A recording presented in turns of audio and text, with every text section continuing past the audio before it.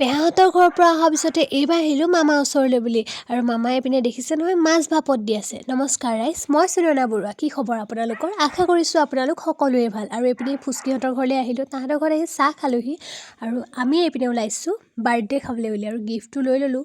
তাৰপিছতে এইপিনে কেকো কাটিলে আৰু আমি খাই ল'লোঁ এতিয়া কেক খোৱাৰ পিছতে খালোঁ ভাত, দেখিছে নহয়। আৰু মামাই মই এতিয়া আহি আছোঁ ঘৰলৈ বুলি আৰু ঘৰলৈ অহা মানে আমি আজি একেবাৰে মই আজি একেবাৰে ঘৰলৈ আহিম আৰু মামাও আহিব মোৰ লগতে।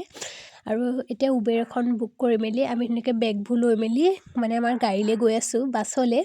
আৰু বাছলৈ অলপ সময় আমি ৰৈ দিবলগীয়া হ'ল, দেখিছে নহয় ইমান সোপা বেগ।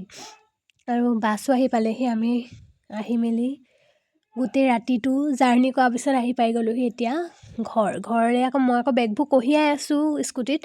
তাৰপিছতে আমি মামাই মই গ'লোঁ বজাৰলৈ বুলি। নেক্সট ভিডিঅ'ত গম পাব আমি কোনখন বজাৰলৈ গৈছিলোঁ। গতিকে আজিলৈ বাই। ভিডিঅ'টো কেনে পালে জনাব।